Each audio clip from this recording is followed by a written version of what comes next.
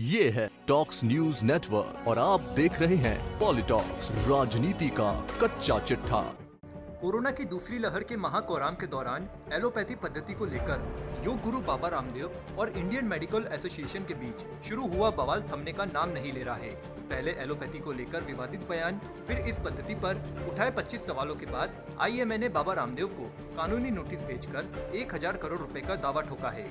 वहीं दूसरी ओर आईएमए ने पीएम मोदी को पत्र लिखते हुए योग गुरु पर देशद्रोह का मामला दर्ज करने की मांग की है।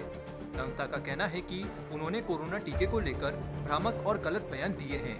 इसी बीच बिहार की पश्चिमी चंपारण लोकसभा सीट से बीजेपी सांसद संजय जायसवाल ने इस विवाद पर अपनी प्रतिक्रिया देते हुए बाबा रामदेव पर निशाना करते हुए कहा कि रामदेव योग गुरु है, योगी नहीं, क्योंकि योगी अपने मस्तिष्क सहित सभी इंद्रियों पर काबू पा लेते हैं।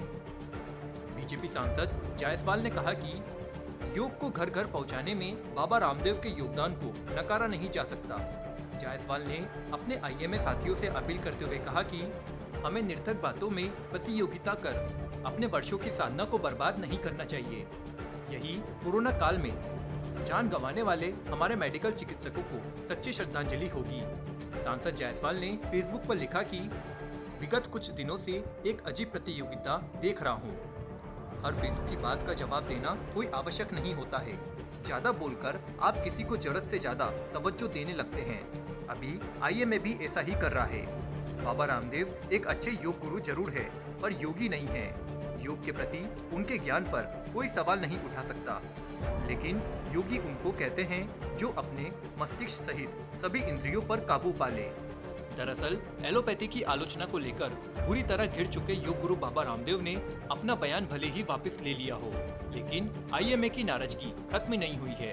बाबा रामदेव पर 1000 करोड़ रुपए का मानहानि का केस करने के बाद अब पीएम मोदी से भी शिकायत की गई है। आईएमए ने पीएम मोदी से कहा है कि रामदेव को झूठी जानकारियां फैलाने से रोका जाए और उनके खिलाफ देशद्रोह का केस दर्ज होना चाहिए। आईएमए ने पीएम मोदी को लिखे अपने पत्र में कहा है कि पतंजलि के मालिक रामदेव की ओर से टीकाकरण पर गलत सूचनाओं के प्रचार को रोकना चाहिए। एक वीडियो में उन्होंने दावा किया कि 10,000 डॉक्टर और लाखों लोग दोनों डोज के बावजूद मर चुके हैं। उनके खिलाफ देशद्रोह के आरोप में मुकदमा दर्ज होना चाहिए। आईएमए ने आगे कहा कि हम स्वास्थ्य मंत्रालय और आईसीएमआर या नेशनल टास्क फोर्स की ओर से जारी गाइडलाइन और प्रोटोकॉल के तहत अस्पतालों में आने वाले लाखों लोगों का इलाज कर रहे हैं।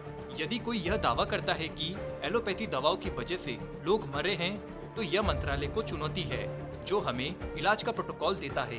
पत्र में आगे आईएमए ने कहा कि पहली लहर में 753 डॉक्टरों ने फ्रंट लाइन में काम करते हुए अपनी जान गंवाई, जबकि दूसरी लहर में 513 डॉक्टरों की जान गई। पहली लहर जान गंवाने वाले किसी डॉक्टर्स का टीकाकरण नहीं हुआ था, जबकि दूसरी लहर में भी जिन डॉक्टरों की मौत हुई उनमें से अधिकतर का विभिन्न कारणों से टीकाकरण नहीं हुआ था। अब कहा जा रहा है कि दोनों डोज टीका लेने के बाद 10,000 लोगों की मौत हुई। यह जानबूझकर टीकाकरण को बाधित करने का प्रयास है, इसे तुरंत रोका जाए।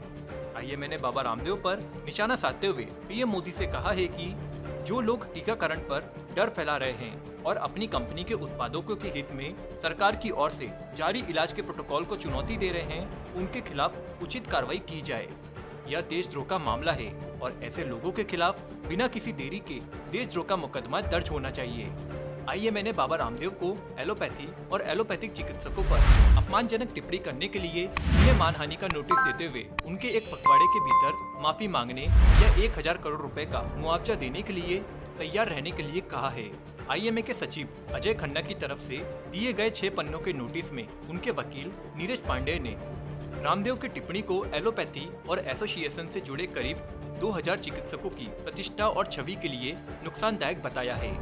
योग गुरु की टिप्पणी को भारतीय दंड विधान की धारा 499 के तहत आपराधिक कार्रवाई बताते हुए नोटिस में रामदेव से नोटिस प्राप्त के 15 दिन के भीतर लिखित माफी की मांग की गई है और कहा गया है कि ऐसा न होने की स्थिति में 50 लाख रुपए प्रति आईएमए सदस्य की दर से उनसे 1000 करोड़ रुपए का मुआवजा मांगा जाएगा।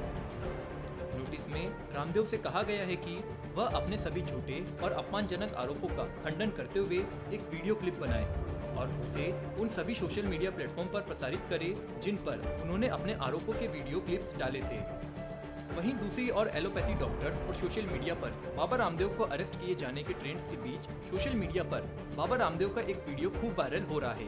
इस वीडियो में रामदेव कहते सुनाई दे रहे हैं कि अब उनके खैर अरेस्ट तो किसी वो जो है उनका उनका बाप भी कोई नहीं कर सकता स्वामी रामदेव को लेकिन एक शोर मचा रहे हैं।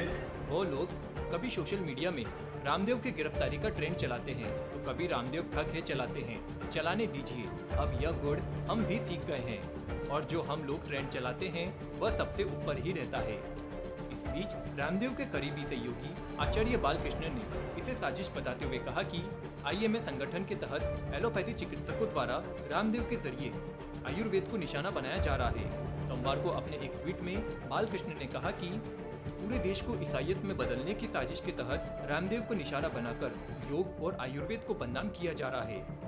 बालकृष्ण ने कहा कि देशवासियों अब गहरी नींद से जागो, अन्यथा आने वाली पीढ़ियां आपको माफ नहीं करेगी।